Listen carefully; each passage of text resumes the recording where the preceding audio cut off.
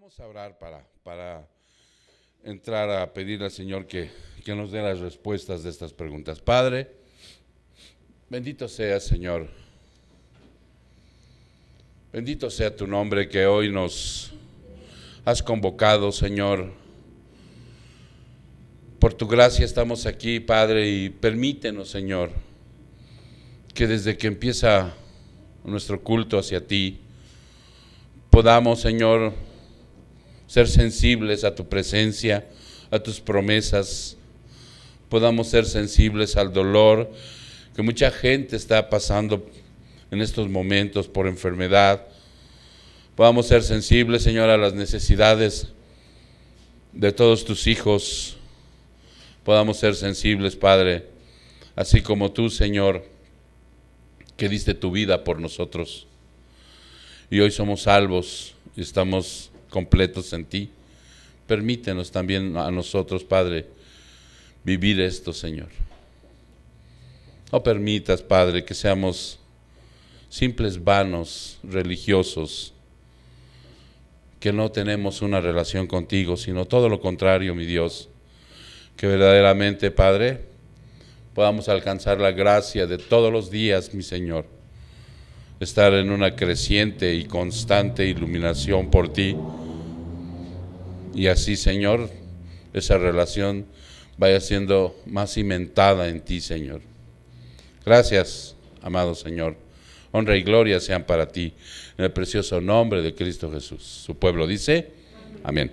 Bien, bienvenidos también sean los que están en el Zoom. Hoy recibimos también las personas que están allá en Estados Unidos, en Veracruz. Hoy recibimos un correo en la página en donde les manda saludos una hermana. Ahorita les digo de dónde es ella. Perdón. Es de nombre Magdalena. Dice, soy cristiana, alabada por la sangre de Cristo, vivo en NYC. ¿Qué es eso? En Nueva York. Y me encanta cómo se enseña la palabra y la sana doctrina en su iglesia. Saludos a todos los hermanos. Díganles que Dios les bendiga a ellos y a su familia. Me mandan saludos desde New York. Bien, hermanos, hoy tenemos varias preguntas. Una de ellas es, ahorita me dicen de quién la hizo, ¿no? Porque no tengo el dato. Dice, ¿cómo, según la Biblia, reciben la disciplina los pastores que no obedecen a Dios? ¿Quién? Jackie. Vamos a ver, Jackie, Ok, y luego viene, la religión judía es considerada una secta, denominación, sí o no, porque ¿quién la hizo? ¿Nadie? Bueno, ahí estaba en el cuaderno. Fabiola, ¿por qué somos siervos inútiles? Sí, ¿verdad? Está Fabiola. Ah, tú la hiciste, ¿verdad, mija? Esa. Después dice, ¿cómo se aplica cuando se rechaza una bendición? ¿Cómo se rechaza una bendición? Esa la hizo Alex, ¿no? ¿No? ¿Tú la hiciste? Bueno, ahí decía Alex, pero bueno, fue tú. ¿Qué significa que el perfecto amor echa fuera el temor? La Suri. Ok. Ok, y la última que tengo es Josué 5:13. El hombre que vio, en Josué 5:13, el hombre que vio era un ángel o era Dios en una teofanía. Esa fue la de Alex. Ok. Pues vamos a iniciar, ¿no, mis hermanos? Vamos a iniciar con la situación de, según la Biblia, cómo reciben disciplina los pastores que no obedecen a Dios. Nosotros sabemos que todos, sin excepción, incluyendo los pastores, cuando no obedecemos al Señor, recibimos una disciplina. Mas, sin embargo, no sé si ustedes han llegado a considerar que los pastores tienen una gran responsabilidad de guiar a un pueblo. Y en esa guía y en esa dirección que Dios le da a un pastor, va a pedir cuentas más fuertes, ¿no? Que a otras personas, que a otros hijos. Entonces, él hace advertencias desde el Antiguo Testamento, y vamos a ver primeramente el concepto que tiene Ezequiel 34, cuando él recrimina acremente. Ahorita vámonos a la porción, hermanos. Ezequiel 34. Ezequiel es uno de los primeros libros que está en los profetas menores. Ezequiel 34. A ver, aquí está.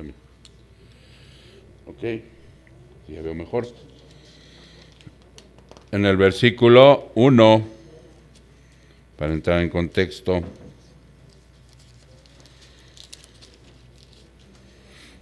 Profecía, dice, contra los pastores de Israel. ¿Ya están ahí, mis hermanos, todos? Ok.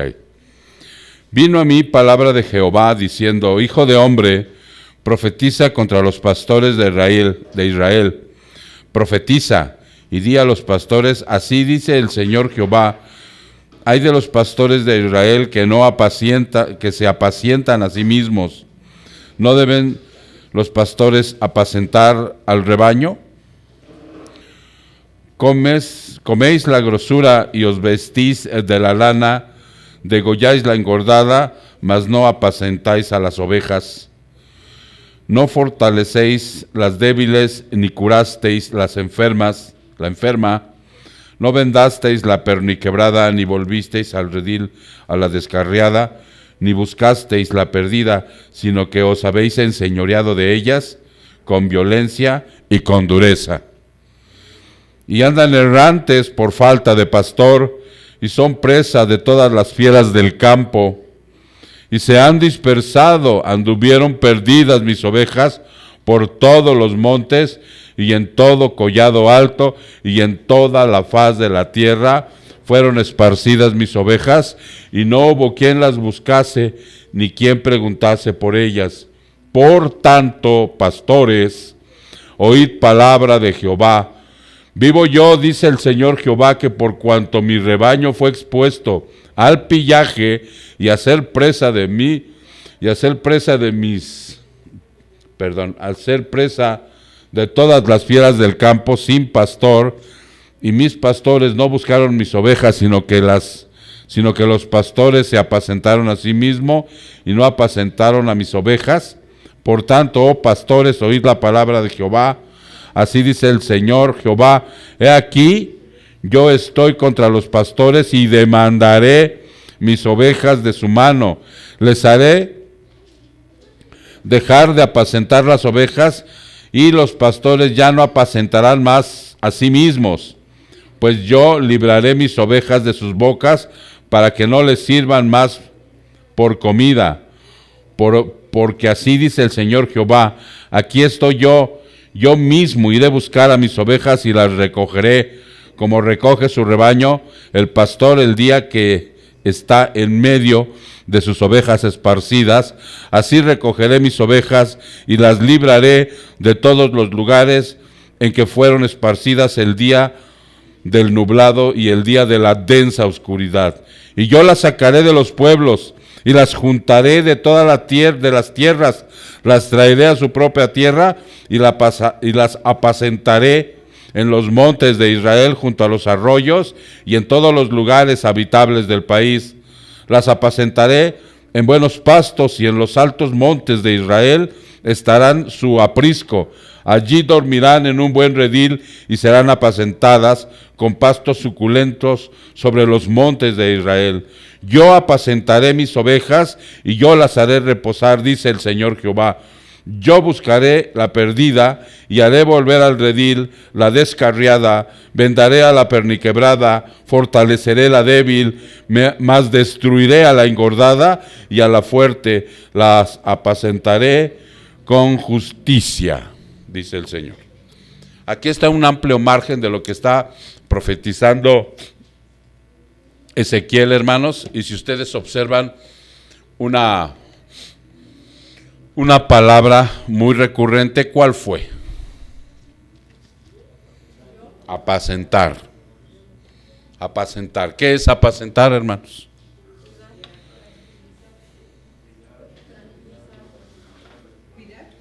Tranquilizar. ¿Qué dijeron más?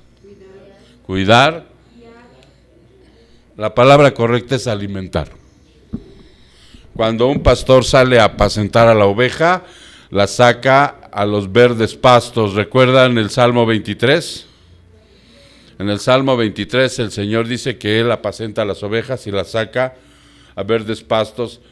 Esto quiere decir, lo que está diciendo, lo que está denunciando Dios a través de Ezequiel, que había llegado al momento en que estaban todas las ovejas descarriadas porque los dirigentes de la nación, ahí entran sacerdotes, ahí entran levitas, ahí entran fariseos, ahí entran toda la clase sacerdotal, ellos habían visto por sí mismos, ¿sí? O sea, realmente ellos eran los que importaban y no las ovejas. Se habían ido al destierro inclusive y no habían levantado un dedo para ayudarles. O sea, por eso acremente los recrimina. Ahora, hay algo muy importante. Cuando Él dice que Él mismo, Dios, el Padre, Jehová, las va a convertir en un rebaño y las va a llevar y les va a dar de comer, ¿saben a qué se refiere? ¿A estos tiempos? Pregunto yo. Sí, a su pueblo, pero ¿en qué tiempos? Porque aquí ya habla de algo en donde Él va a dirigir, Él va a apacentar, Él va a cuidar. Cuando estemos en el milenio. En el milenio va a hacer esto el Señor. Por el momento, lo que sucedió en aquel tiempo aún sigue sucediendo aquí.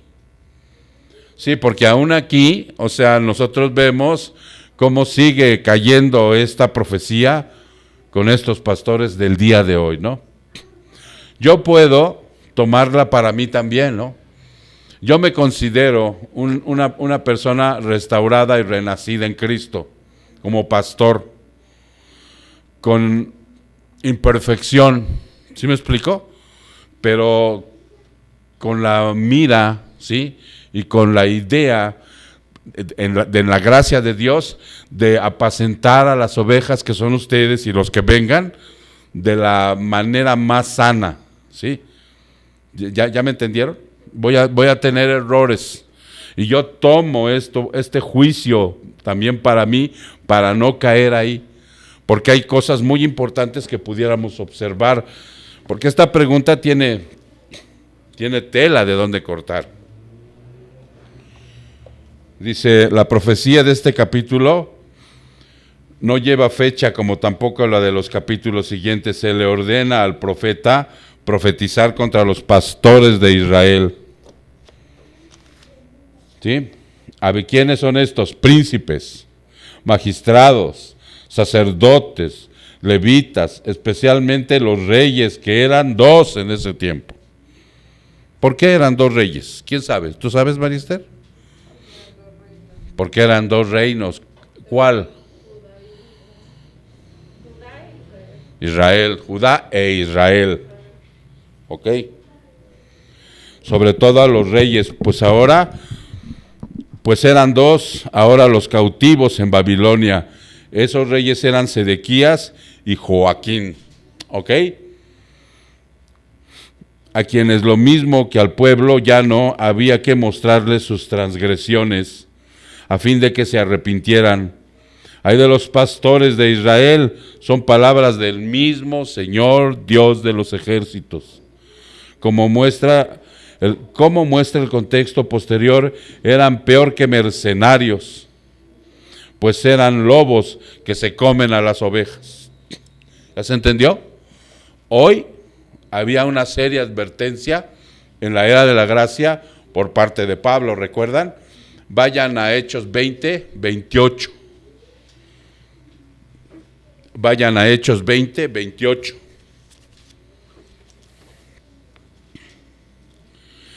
Hechos 20, 28.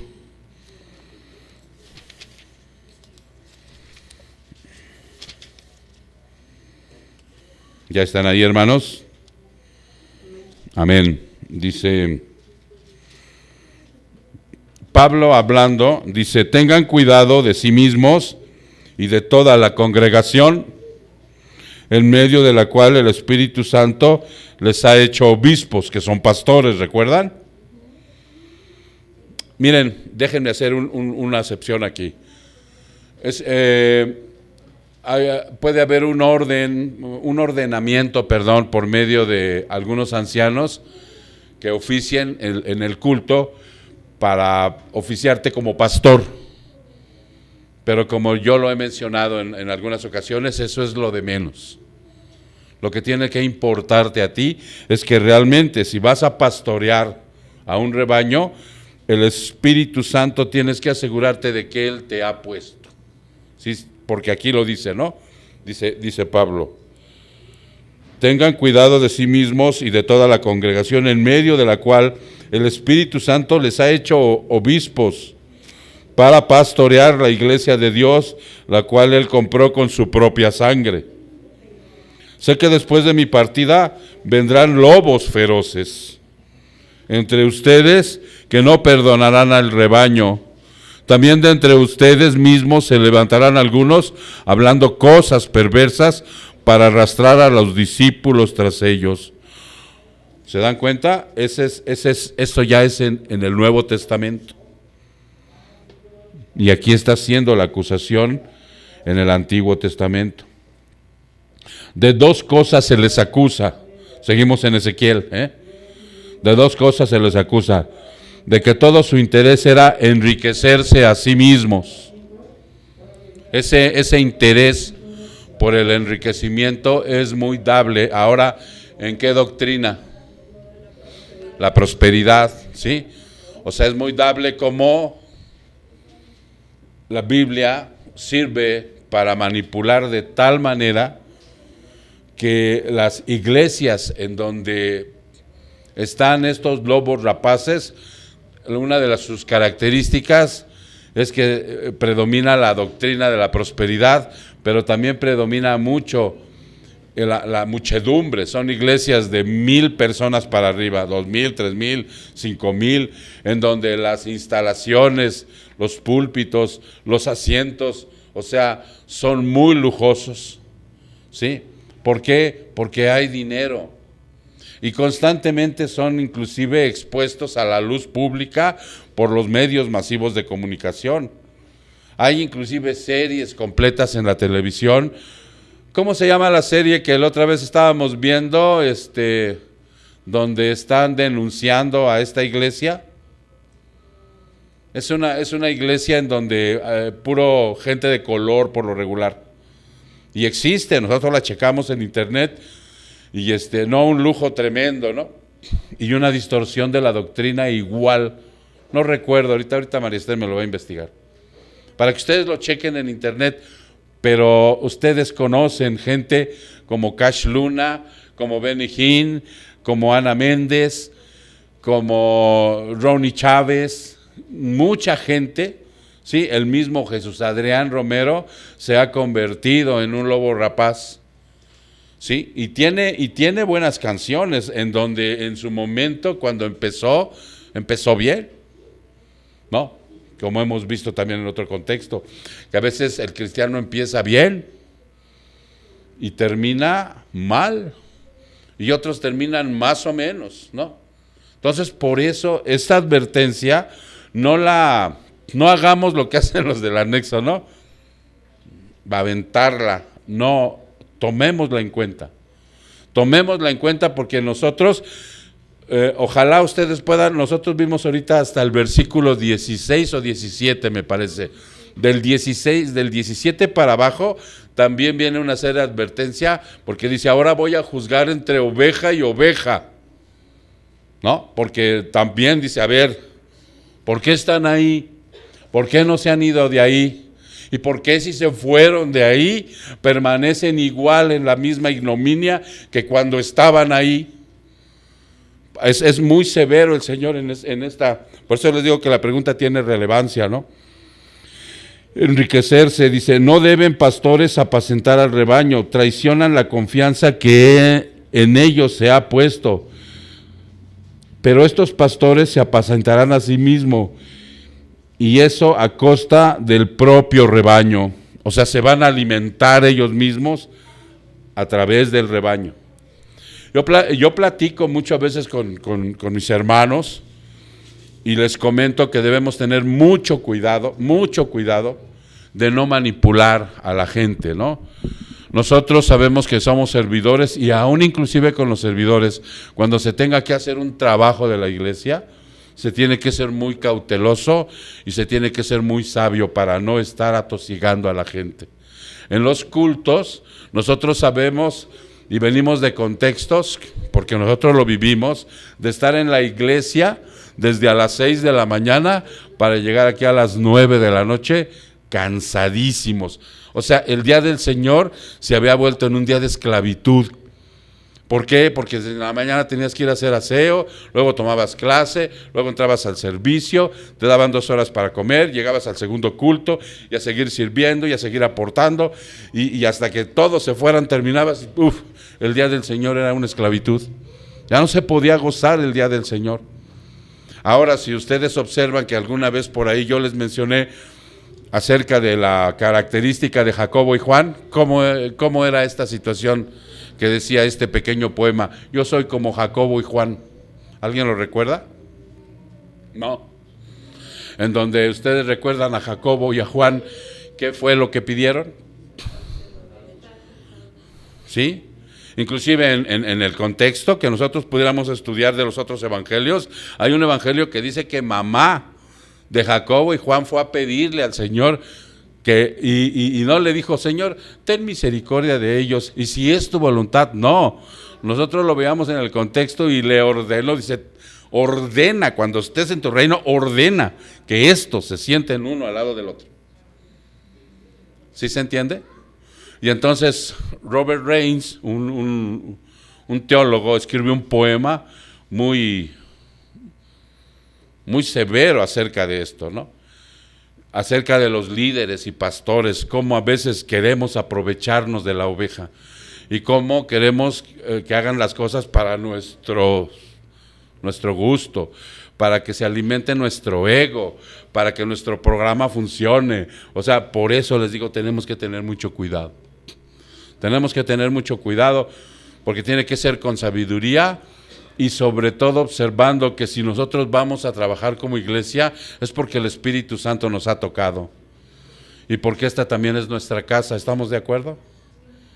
Y porque si yo veo, ¿no? Es una broma que luego hacemos cuando dice el que tiene la visión tiene la misión, pero si tú observas, ¿no? Como alguien un día observó que esto tendría que ser renovado y de buena voluntad lo entregó. Si tú observas que eso necesita un cable, ¿sí vieron qué feo estaba el cable? ¿O no lo alcanzaron a ver? De ahí enfrente. Que estaba por fuera, ¿no? Lo puso el Pepe ahí todo chueco y ya llegó otro hermano y ya lo arregló, ¿no? Se dijo, ay, qué porquería es eso, ya vino. Y lo arregló y fue de su voluntad, ¿no? Si tú traes un cesto para la basura, no se te va a decir, no, hermano, no. No, tú estás viendo que a lo mejor hace falta otra silla, porque donde estás en tu lugar favorito ya se... Pero son cosas donde el Espíritu Santo va a trabajar contigo. No se tiene que estar presionando, por eso el cuidado de la ofrenda y el diezmo, que les digo que estamos muy seriamente en cambiarle la palabra de diezmo a ofrenda para el pastor, ¿sí? Que sea de buena voluntad y una vez a la semana, evitándonos hacer ofrendas extras, ofrendas de pánico, rifas, cosas así, ¿no? Hoy yo me daba cuenta a través de que respondieron a la necesidad del matrimonio que iba a venir, que se juntó una ropa. Le dije a mi esposa, vamos a juntarla para que cuando llegue otra persona en necesidad le sea prodigada, o que alguien llegue con necesidad al ministerio de de enseñanza. Algún niño, alguna niña que necesite, se le prodiga, ¿no? Por eso es importante que nosotros esta pregunta donde dice cómo Dios puede disciplinarlos, pues ya lo vamos a ver. Igual, aquí la disciplina es que esta gente está recriminando sacremente al Señor y los va a condenar, los va a destruir. ¿Ustedes qué creen que vaya a hacer con esos pastores que se apacientan a sí mismos? ¿Qué creen que vaya a hacer el Señor? Porque hay dos vertientes, acuérdense. Nosotros tenemos que predicar todo el consejo de Dios. No podemos evadir una cosa y ser puntillosos en otra, porque no se puede. Tenemos que, acuérdense que dentro del pueblo de Dios hay cizaña y hay trigo, pero en ese trigo también hay trigo débil e inmaduro, que se parece mucho a la cizaña, y que en un momento dado, cuando entregue cuentas, dice la palabra del Dios, que sus obras van a ser quemadas por fuego, pero él será salvo, ¿no? Pero eso solamente él lo sabe. Dios quiera que así sea con mucho, que ese sea el deseo de tu corazón y del mío, ¿no? No que estemos verdaderamente esperando que les caiga fuego del cielo y los destruya, ¿no? Dios quiera, pero desafortunadamente muchos sí se van a ir al infierno, porque están trabajando con conocimiento de causa. Ok. De que no les importaba, dice, de que no les importaba un bledo, y así dice, el bienestar de los que estaban encomendados a su cargo. Los príncipes y los jueces, fíjense bien, no enderezaban los entuertos cometidos por los que tenían dinero o autoridad. No se interesaban por los pobres. O sea que eso también es muy dable en la iglesia, ¿no? Llega un hermano que tiene algo de billetito y lo atienden muy bien, lo sientan ahí frente, con el té y las hojas, ¿no? Pero si llega alguien que es pobre o que verdaderamente ya viene de otra iglesia y sabemos el contexto de que anda mendigando, como que hay un desprecio de parte de mi corazón para ese hermano. No, hermano, el mismo trato merece el que trae el Kia como el que viene con su sillita, que apenas si puede caminar. De verdad, hermano, no importa, o sea, porque dicen, ellos desatendían a los pobres, los sacerdotes no instruían a los ignorantes. Fíjate nada más, aquella persona que no daba pie con bola, no lo instruían. Este es ignorante, este para acá, puro Rabí Zacarías y sus discípulos. ¿Es discípulo, verdad? Cámara, voy contigo. Los magistrados no hacían posible por poner coto a los crecientes males del reino. No cumplían con su deber con respecto a los que habían sido conducidos lejos por los enemigos y forzados a buscar refugio donde pudieran hallar lugar para ellos. Muchos andaban vagando de un lado a otro por falta de tal guía, como ovejas perdidos por los montes, expuestas a la voracidad de las fieras. Era literal. Esas ovejas era literal como eran expuestas a ser devorados por muchos lobos de a de veras. En cuanto a, dice, se hace notar que todos estos términos tienen una forma para aplicarse a las clases de ovejas que requieren de un pastor, un cuidado extraordinario, hermano. De verdad, una oveja necesita un cuidado extraordinario. Y un cuidado extraordinario es que tú le des la palabra de verdad, que atienda sus necesidades. ¿Sí me explico? No que lo apapaches, no que le estés solapando su pecado, no que le hables como si fueras un diplomático, no, pero sí tienes la necesidad de decirle la verdad, de atenderlo cuando necesita, cuando requiere el consejo, de visitarlo cuando se aleja. ¿Sí me explico? Corresponde, dice, requieren un pastor cuidado, corresponden a los pobres, los oprimidos, las viudas, los huérfanos, etcétera, entre la población. Cristo se quejó que las multitudes del pueblo de Dios en su tiempo, Él se quejó, estaban extenuadas y abatidas como ovejas que no tenían un pastor, dijo. Yo las veo como ovejas que no tienen pastor. A pesar de que la cátedra de Moisés estaban sentados los meros, los fariseos y los escribas. Entonces, ¿ya vieron qué importancia tiene esta pregunta? ¿Cómo, según la Biblia, reciben disciplina los pastores que no obedecen a Dios? Pero de veras, en casa, a ese Ezequiel 34 mismo, échenle una leidita, también cómo va a juzgar entre oveja y oveja. Porque también la oveja tiene una responsabilidad, ¿no?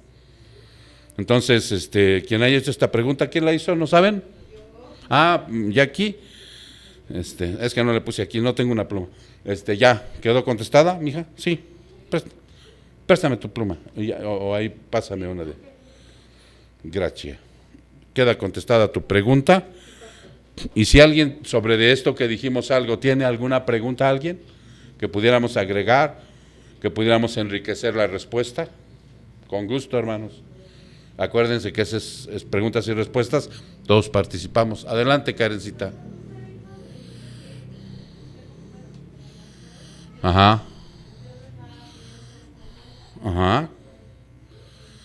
¿En qué sentido? Bueno, mira, vámonos a Hechos 13, 17.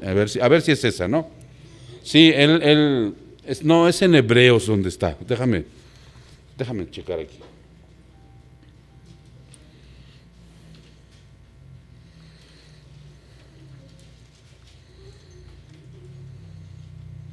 Sí, dice que Dios nos pedirá cuentas, Hebreos, a los pastores. Hebreos 13, 17.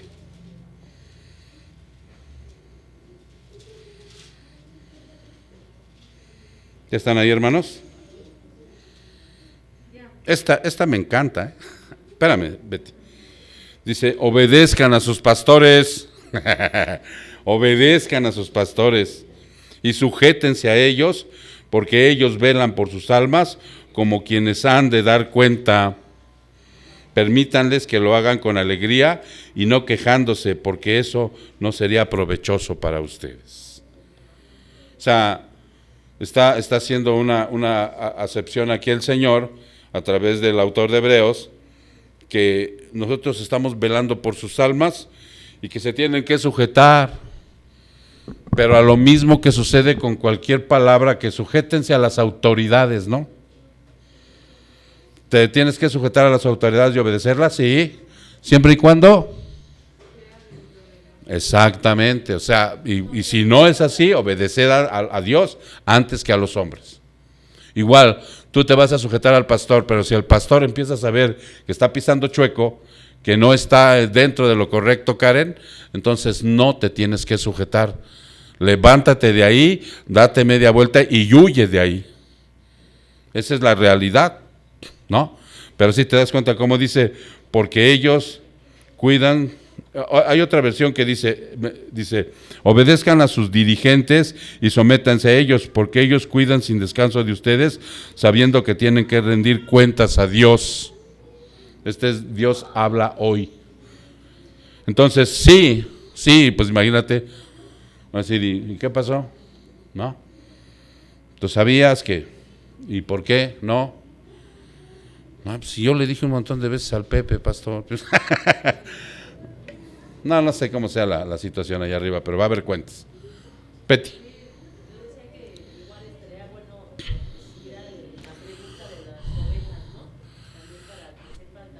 No está preparada ahorita, mija, pero les prometo que la próxima, sí, exactamente, que le demos una continuidad para ver lo que te toca. ¿Sí? Órale, pues, ya está. En la próxima, que va a ser, no, en las siguientes dos, viene estudio y ya después empezamos con esa, ¿no? Ok. ¿Alguna otra pregunta? ¿Duda? ¿Algo que quieran aportar a la respuesta? Ok. La siguiente pregunta nos habla dice, la religión judía ¿es considerada una secta o denominación? Sí, no, ¿por qué? Aquí vamos a tener que ver un poquito de información en el internet para que ustedes puedan darse cuenta qué es el judaísmo, ¿no? El judaísmo está en el Antiguo Testamento. ¿Estamos de acuerdo o no? Y ustedes, considerando el Antiguo Testamento, ¿cuándo consideran que empieza la religión del judaísmo? Porque según la información que tenemos nosotros, es que el judaísmo es una de las religiones monoteístas más antiguas de la historia. ¿Por qué monoteísta? Exactamente. ¿Cuáles serían las otras? Son tres. No. ¿Cuáles otras dos religiones monoteístas hay en el mundo? Esta es una de ellas, el judaísmo. Los musulmanes. ¿Cuál es? Los cristianos. La religión cristiana, la religión musulmana y la religión judaísta, el judaísmo. Entonces, ahí vamos a observar ahorita qué es el judaísmo. Y nos vamos a ir directamente a Wikipedia para que ustedes vean cómo está relacionado en la historia. El término judaísmo se refiere a la religión, fíjate bien, tiene religión, tiene tradiciones y tiene cultura del pueblo judío. Así está denominada. No es una secta, es una religión, ¿sí? No tiene denominación, es una religión que se compone de religión, tradición y cultura del pueblo judío. Históricamente es la más antigua de las tres religiones monoteístas, grupo que incluye el cristianismo, y aquí en lugar de decir musulmán decimos el islam, que es lo mismo, el islam. Originadas en Medio Oriente, que derivan de la primera llamada religiones del libro, abrámicas. ¿Por qué, hermanos? ¿Por qué abrámicas? De Abraham, exactamente. Ahorita vamos a ver por qué. Cuenta con el menor número de fieles entre ellas. Aunque no existe un cuerpo único que sistematice, y fije el contenido dogmático del judaísmo, se practica en base a las enseñanzas de la Torá. Aquí empieza, para que ustedes vayan viendo, porque a lo mejor muchas veces han escuchado que la Torá, el Mishnah, la Tanaj, el no sé qué y el no sé qué, ¿no? Ahorita vamos a especificar qué es la Torá. Es el texto que contiene la ley. ¿Cuál es la ley? Sí, tú, Celso Tolino, ¿cuál es la ley en la Biblia? No, los 5 libros del Pentateuco, ¿sí? El patrimonio que se identifica, el patrimonio con que se identifica el pueblo judío es llamado el Pentateuco, los 5 libros de la ley. ¿Me los puede recitar, señorita Suri? Génesis, Éxodo, Número, Levítico, Deuteronomio, soplándole el Pepe, me fastidio. Sí, el Pentateuco, con el cristianismo, y constituye la base y el fundamento del judaísmo. ¿Ok? También,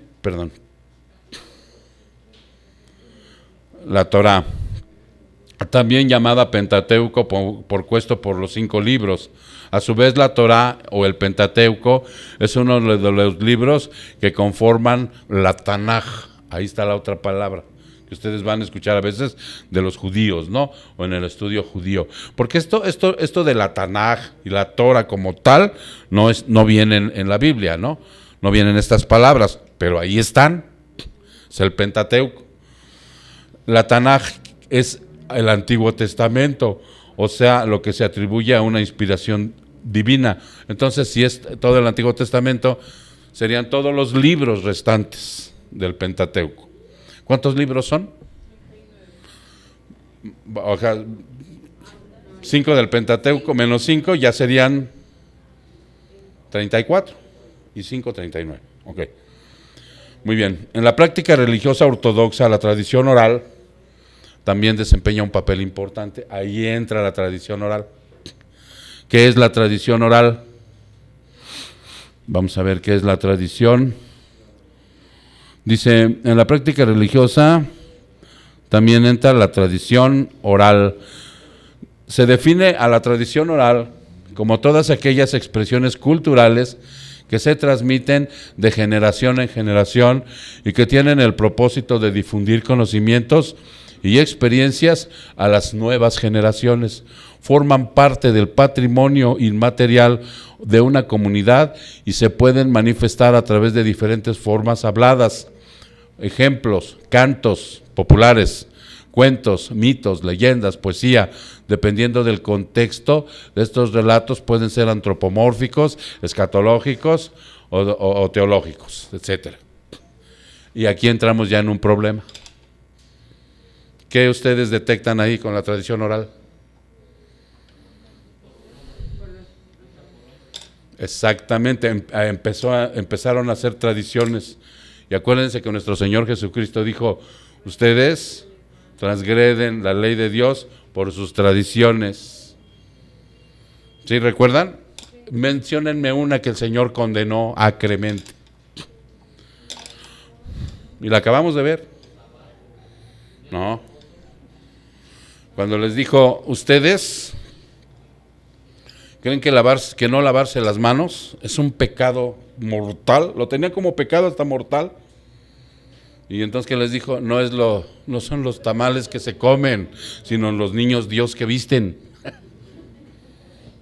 Hace rato se los posteé. ¿Sí? No, o sea, tú puedes, ¿ayer comiste tamales? Fue lo primero que me mandaron a formar, a traer de no sé qué y de no sé qué, ¿no? ¿Sí o no, Jessy? Te comiste, creo, hasta un no, esos ya no traen muñeco, Lulu. Esos ya no traen... Qué barbaridad con la tradición oral. Bueno, eso es algo que ellos ahí empezaron los problemas, porque empezaron a meter tradiciones transgrediendo la palabra de Dios. Esto es similar ahora con lo de ayer. Empiezan a hacer tradiciones para vestir monigotes de yeso, olvidando la ley de Dios. Imagínense, ¿no? O sea, qué chueco se va el ser humano. Entonces yo sacaba a conclusión algo que ojalá ustedes también estén de acuerdo conmigo. ¿Sí? La ley oral, hagan de cuenta que es como el catecismo católico, inventada por hombres, ¿no? Hay algunas cosas como cultura que son dables, como sus cantos, sus bailes, ¿no? Como cultura, porque era una nación, era un pueblo. Pero ya cuando empezaron a meterse en el punto de la espiritualidad, haciendo tradiciones como faltas, como pecados que transgredían la ley para su conveniencia, pues ahí sí ya no. Aquí transgreden la ley para su conveniencia. ¿Por qué? Porque es entrada de dinero. Aparte del grave delito de no apacentar a la grey, ¿no? Imagínense qué les dan de comer con todo eso. ¿Qué les dan de comer? ¿Qué les alimenta a la gente?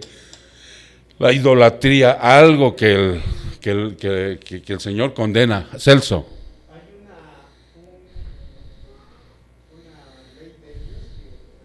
¿Una ley de ellos? Ok. Sí, lo estoy pasando porque como no tenemos micrófono para que escuchen. El Corán. Ah, no, el Corán es del Islam. Ese es del Islam. En otra ocasión tocamos la parte del Islam, porque entonces estamos viendo el judaísmo. El Corán es del Islam, Celso. Ok. Entonces dice aquí, la tradición oral también desempeña un papel importante según las creencias fue entregada a Moisés junto con la Torá y conservadas desde la época de los profetas. La tradición oral rige la interpretación del texto bíblico, la codificación y el comentario. Esta tradición oral fue transcrita dando nacimiento al Mishnah. Ahí está la otra palabrita. Dando tradición al Mishnah. ¿Qué es el Mishnah? Es la primera gran colección escrita de las tradiciones orales. Es el catecismo, hombre, católico. Nada más que ellos ahí le daban la interpretación a todo el Antiguo Testamento. Era como un Matthew Henry de toda la Biblia, ¿no? Pero torcido, porque ahí sí no observaban la buena doctrina. Entonces ya vieron lo que es el Mishnah, ¿no? Es el nombre científico, por decirlo, de la tradición oral, el Mishnah. Adelante. En el Mishnah hablan sobre Cristo, como que aquí nos aporta un dato Eric que dice que el Mishnah, no tengo ese dato, lo vamos a investigar. Es más, investígamelo, María Esther, ahorita tú que andas, o tú Eric, ahí en tu teléfono inteligente, para que dice que en el Mishnah ellos tenían a Jesucristo que estaba en el infierno. Ok. La tradición, el Mishnah, que posteriormente sería la base del Talmud. Ahí aparece otra, que es el Talmud. El Talmud es una obra que recoge principalmente las discusiones rabínicas sobre leyes judías, tradiciones, costumbres, narraciones y dichos, parábolas, historias, leyendas, en un inmerso código civil religioso elaborado entre el siglo III y el siglo IV por estudios hebreos de Babilonia, etcétera, etcétera, etcétera. ¿Ok? El Talmud. Dice y de un enorme cuerpo exegético desarrollado hasta el día de hoy por los estudiosos. El compendio de las leyes extraídas de estos textos forman la ley judía primordialmente. Ahora resulta que en nuestros tiempos tenemos cristianos mesiánicos, que son... Adelante, Eric. A ver.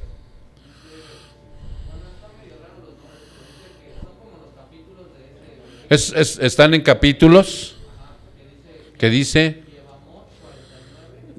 es un capítulo, en el capítulo 49, a Jesús lo consideran un bastardo nacido de adulterio, que María era prostituta, Jesús era un hombre malo, Sanedrín 106, página 725. Jesús era mago, lo catalogan de mago. Ok, con eso, Eric, con eso tenemos suficiente información. Y esto pudiéramos pensar que es una invención. No, está en la Biblia. En la Biblia hay una parte en donde el Señor les dice precisamente cuando les dice, ustedes no todos son hijos de Abraham. Y ellos se enojan, dice, pues si nosotros nacimos de Abraham.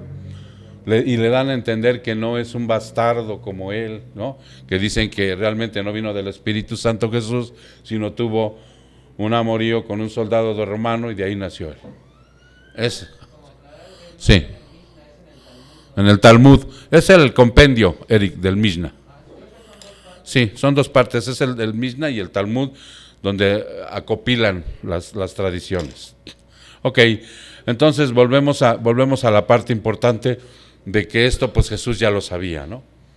Jesús sabía que todo esto se estaba cocinando desde mucho tiempo atrás, por eso cuando llega y les recrimina y les tira sus tradiciones, les tira toda esta situación, pues obviamente que no lo iban a querer. El rasgo principal de la fe judía es la creencia en un Dios omnisciente, omnipotente y providente, que había creado el universo y elegido al pueblo judío para revelarle la ley contenida en los 10 mandamientos y las prescripciones rituales de los libros 3 y 4 de la Torá. Consecuentemente, las normas derivadas de tales textos y de la tradición oral constituyen la guía de vida de los judíos. ¿sí? Aunque la observancia de la misma varía mucho de unos grupos a otros, como suele suceder, como si dijéramos denominaciones, ¿no? Pero esa es la religión judía, hermanos. No sé quién la hizo, Jacqueline también, ¿sí? ¿Tú la hiciste, Jacqueline? Pues ya hagan otros hermanos preguntas, si no les está robando la bendición. Ok, entonces ahí queda, ¿no? Y aquí ya más detalladamente te puedes meter a Wikipedia, trae muy buena información. Yo la estuve checando con algunas cosas y mira, ahorita aportó Eric otra situación. Y de eso se trata, hermano, que si tú tienes una información que amplíe la respuesta, pues adelante, ¿no? O sea, no te reprimas. Vamos a ver la que sigue. Dice Fabis, ¿por qué somos siervos inútiles? Pues que no se vea leguas. No se vea leguas que todo cae por su propio peso.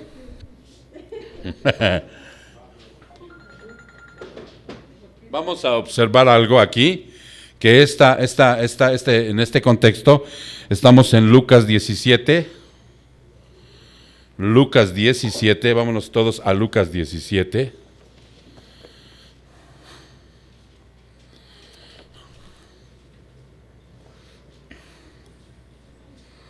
Lucas, capítulo 17.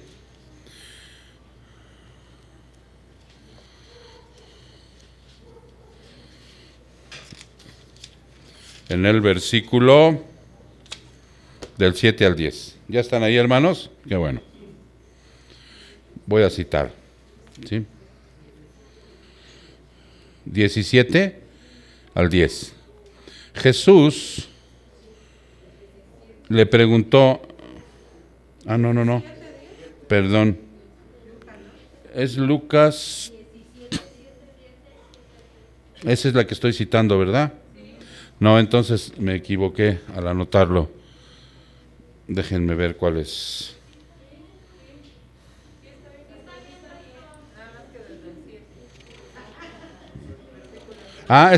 Sí, es que yo estoy en el 17, sí, acá está, perdón. Estoy en el 7. Sí, es que yo me fui al 17. 17:7. ¿Quién de ustedes tiene un siervo arando o pastoreando ovejas y cuando regresa del campo le dice, ven enseguida y siéntate a comer? ¿No le dirá más bien, prepárame algo para cenar y vístete adecuadamente y sírveme hasta que haya comido y bebido? Y después comerás y beberás tú. Es una serie de preguntas que está haciendo el Señor Jesucristo, ¿no? Con respecto a la fe y el servicio. El subtítulo se llama La fe y el servicio. Vamos a retomarlas de nuevo, estas preguntas. ¿Quién de ustedes tiene un siervo arando y pastoreando ovejas y cuando regresa del campo le dice, ven enseguida y siéntate a comer? ¿No le dirá más bien, prepárame algo para cenar y vístete adecuadamente y sírveme hasta que haya comido y bebido y después comerás y beberás tú? ¿Acaso le da las gracias al siervo porque hizo lo que se le ordenó? Así también ustedes, cuando hayan hecho todo lo que se les ha ordenado, digan, siervos inútiles somos. Hemos hecho solo lo que debíamos haber hecho. ¿Sí se sobreentiende, hermanos? ¿Cómo está el asunto? Nos está reafirmando el Señor precisamente lo que en el contexto de Juan y Jacobo les aseveró a ellos dos, a la mamá que estaba ahí y a los restantes, ¿no? Cuando les dijo, miren, los líderes de este mundo tienen una cualidad. Ellos, los del mundo, se enseñorean. ¿Con quién? Con los que sirven, exactamente, a los que les sirven, con sus siervos. Ellos los mandan, ellos los obligan, ellos, si el jefe se equivoca, vuelve a mandar, aunque se equivoque. Es lo que les está diciendo Jesús. No así en el reino de Dios. No así en el reino de Dios. Todo aquel que quiera servir y ser grande, tendrá que ser servidor de todos. Aquí tú no eres jefe, aquí tú no eres supervisor, aquí tú no tienes el sartén por el mango, te está diciendo Jesús. No, aquí no, aquí tú les vas a servir. ¿Sí? Aquí tú les vas a servir. Y aquí te lo está, por eso Jesús les hace esa serie de preguntas. Cuando dice siervos inútiles, no se está refiriendo que realmente tengan la inutilidad, sean inservibles, tontos o flojos para servir. No se está refiriendo a eso. ¿A qué se refiere entonces? Exactamente, o sea, que el trabajo que van a hacer, a ver, indignos, ok, ahorita lo vamos a ver en contexto. Elenita decía que somos qué, que tenemos que realizar el trabajo. No, tienes que inclusive ser un buen servidor, tienes que estar preparado, tienes que estar estudiado, tienes que tener humildad, tienes que tener disposición, ¿sí? O sea, ese es un siervo inútil, ¿ya se entendió? O sea, en realidad Jesús no está diciendo siervo inútil porque no sirvas, porque seas ignorante, porque no hayas estudiado, porque no te hayas preparado, porque seas flojo. No lo está diciendo en ese contexto. Acuérdense, nosotros ya debemos estar más familiarizados con las palabras de Jesús para ver que no está diciendo realmente lo que dice el mundo. No sé si me explico. No está diciendo que son inútiles porque sean, como dice el mundo, que es un inútil. ¿Cómo dice el mundo que es un inútil? Bueno, para nada. Flojo, ¿no? Que no quiere servir. ¿Qué más? Come cuando hay, dicen. No, o sea, no se está refiriendo Jesús a eso. Ahorita vamos a ver, por eso hice ¿qué les dije, Lucas? Lucas 17:7, ¿no? Lucas 17, aquí está, 7. Muy bien, el deber del siervo. Aquí dice el deber del siervo y trae el 6:54. Dice, no quiere decir con esto el Señor que seamos sin provecho, que no sirvamos para nada. ¿Ya entendieron? Sino que por mucho que hagamos, no le damos a Dios más lo que tiene, ni más de lo que Él mismo nos ha dado, ni más de lo que estamos obligados a darle. En otras palabras, que nunca podemos hacer a Dios deudor nuestro. Tú no le debes nada al Señor, ¿no? Sí, y ahora sí ya se entendió. Sí, el Señor no nos debe nada a nosotros, perdón, sí. El Señor no nos debe nada. Todo lo estamos cumpliendo con lo que tenemos que hacer. Por eso pone el ejemplo del siervo, ¿sí? Un esclavo que tenía que atender a su amo. No tenía que decirle, oye, ven y come conmigo. No, come después de que me haya servido. Y de ahí que nosotros tomamos esa parte, ¿no? Que cuando estamos en un evento, en unos bautizos, ¿en qué más eventos? Aniversarios, bodas, en donde hagamos una comilona, en los servidores tenemos que servir y comer al final, y si alcanzaste bien, y si no, pues nos vamos después al Tacos del Vigos y no hay problema. ¿Ya se entendió, hermanos? Por esa razón nosotros tenemos que entender esto, porque si queremos ser servidores, aquí la cuestión de la jerarquía y de ser chicarcas se acabó. De por sí yo le decía a un hermano la otra ocasión, de por sí el niño es risueño y luego le hacen cosquillas, la gente en sí luego te quiere entronizar, se acerca lisonjeándote, ellos en su buena voluntad, ¿no? El pastor, no, el té y las hojas, no, es un servidor más, ¿sí? Yo nada más lo único que pido es respeto a mi persona, nada más, pero no que me tengan en una situación de encumbramiento, ¿no? De jerarquía o de poderío. Al contrario, yo tengo que ser servidor de todos. Y ustedes que han asumido la responsabilidad del servicio, igual. Por eso lo está diciendo. Vamos a repetirlo así rápidamente.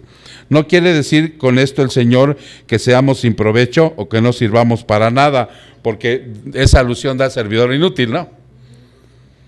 Aunque, bueno, no es cierto, perdón, Señor.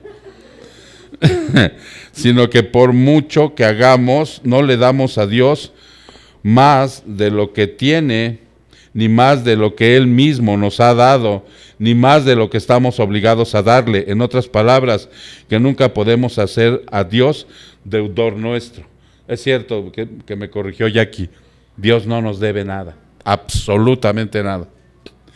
Por consiguiente, no hemos de llamarnos a nosotros mismos siervos útiles. ¿Ya se entendió? Ni, ay, qué calidad de siervo tengo, no manches, ser linda. No, sino que hemos de llamar servicio provechoso el que a Él le tributamos.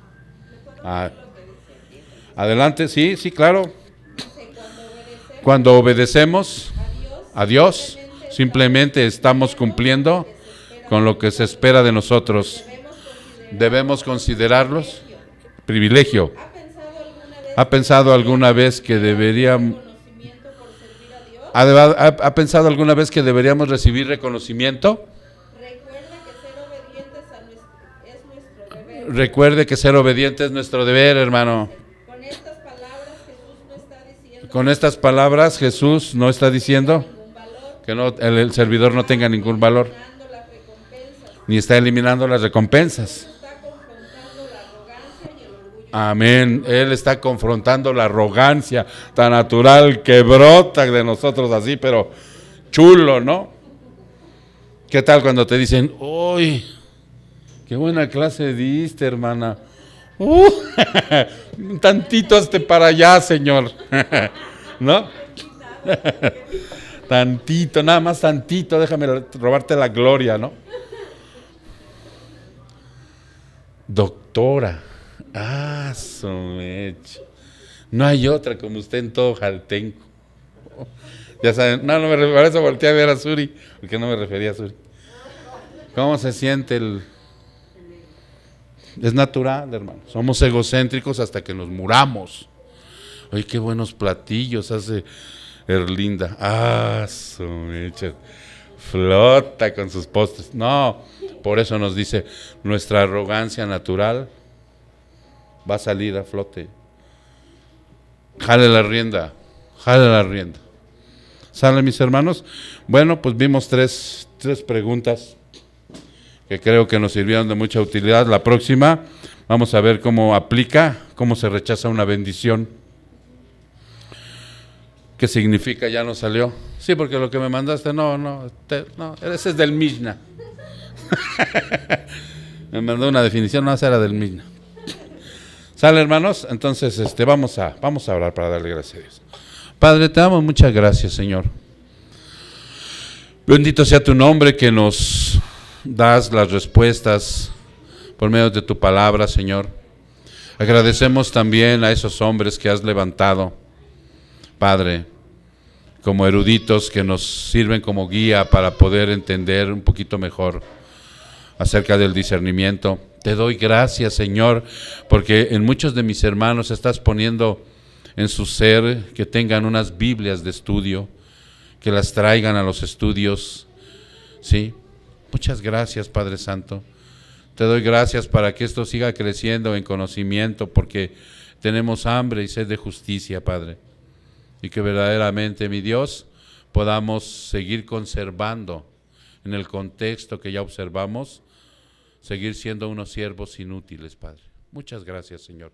Honra y gloria sean para ti, en el precioso nombre de Cristo Jesús. Su pueblo dice...